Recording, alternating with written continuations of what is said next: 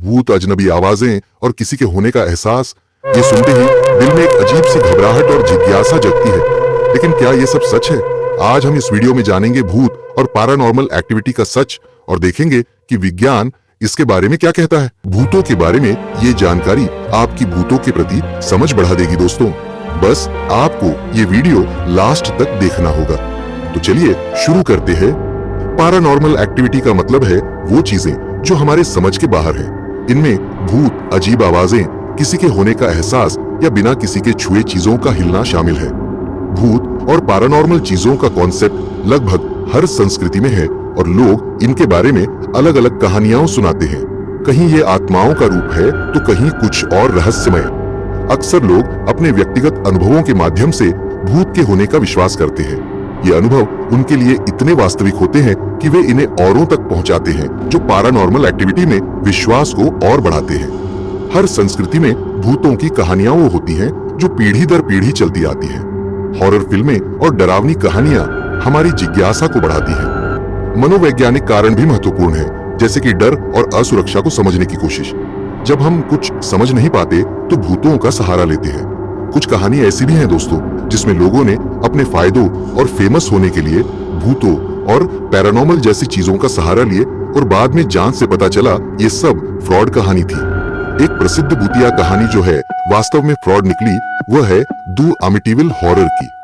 New York में 1774 की बात है दोस्तों। लुट्जस परिवार ने एक पुराने घर को खरीदा, जहां पहले एक व्यक्ति ने परिवार के सदस्यों की हत्या कर दी थी। जब लुट्ज परिवार उस घर में रहने लगा तो उन्होंने अजीबोगरीब घटनाओं का अनुभव करना शुरू किया। उन्होंने बताया कि उन्हें अजीब आवाजें सुनाई देती थीं, दरवाजे अपने आप बंद होते थे और कुछ चीजें अपने स्थान से हिल जाती थीं।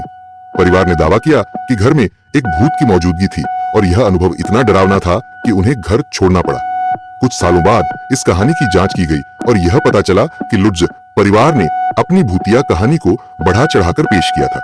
वास्तव में उन्होंने घर में हुई हत्याओं का लाभ उठाने के लिए और मीडिया का ध्यान आकर्षित करने के लिए इस भूतिया कहानी को गढ़ा।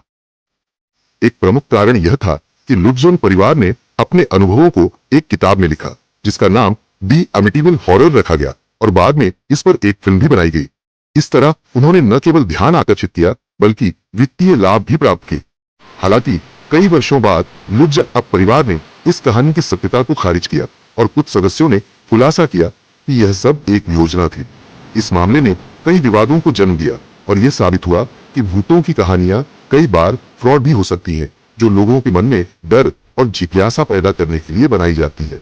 द अमिटिविल हॉरर की कहानी ने न केवल हॉरर फिल्मों के लिए एक नया मानक स्थापित किया, बल्कि यह भी दिखाया कि कैसे लोग भूतों के नाम पर पैसे कमाने के लिए धोखा दे सकते हैं।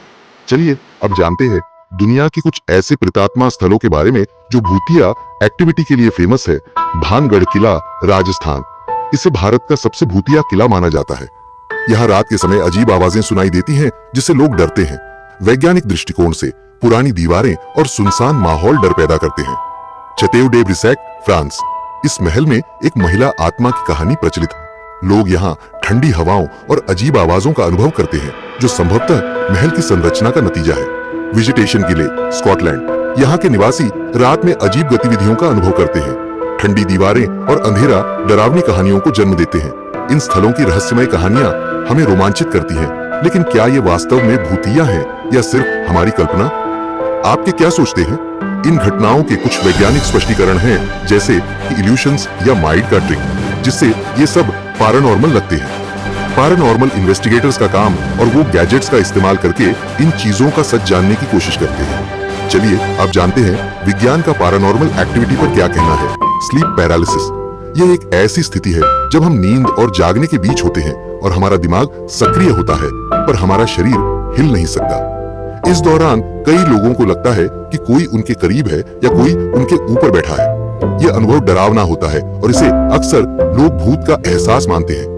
इंफ्रासाउंड। ये ऐसी आवाजें हैं जो हमारे कान नहीं सुन सकते, लेकिन कुछ फ्रीक्वेंसी के वाइब्रेशंस हमें अजीब और डरावना महसूस कराते हैं। ये वाइब्रेशंस हमें अजनबी और पैरानॉर्मल लग सकते हैं, लेकिन ये केवल साउंड वेव्स का प्रभाव होता है।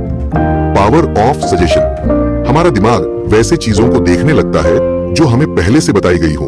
अगर हमें पहले ही बता दिया जाए कि कोई जगह हैंटेड है, तो हमारे विचार और एहसास भी उसी तरह बन जाते हैं। हमारा दिमाग उस डर और अजनबीपन को सच महसूस करने लगता है। ऑप्टिकल इल्यूशंस, अंधेरे में अक्सर चीजें गलत नजर आती हैं। जैसे अगर कोई साया या रिफ्लेक्शन अजीब से शेप में हो तो हमें लग सकता है कि कोई भूत या साया है। यह एक प्राकृतिक चीज है जो हमारे दिमाग का काम है। आखिर में ये कहना महत्वपूर्ण है कि भूत और पैरानॉर्मल एक्टिविटी के बारे में विज्ञान अब तक कोई ठोस प्रमाण नहीं दे पाया है। भूतों के अस्तित्व पर सवाल अभी भी अनसुलझा है। विज्ञान इसे स्पष्ट रूप से अस्वीकार करता है, जबकि सांस्कृतिक और व्यक्तिगत अनुभव इसे सही मान सकते हैं। क्या भूत सच में होते हैं, यह हर व्यक्ति की अपनी धारणा और अनुभव पर निर्भर करता है। हालांकि हमारे समाज में इन पर विश्वास करने के पीछे गहरी सांस्कृतिक और मनोवैज्ञानिक वजहें हैं। कई लोग अपने अनुभवों को साझा करते हैं जो कि उनके लिए वास्तविक होते हैं, और इसी कारण ये कहानियां सदियों से चलती आ रही हैं। क्या ये सिर्फ हमारे दिमाग का खेल है या वाकई में कुछ अनसुलझा रहस्य है?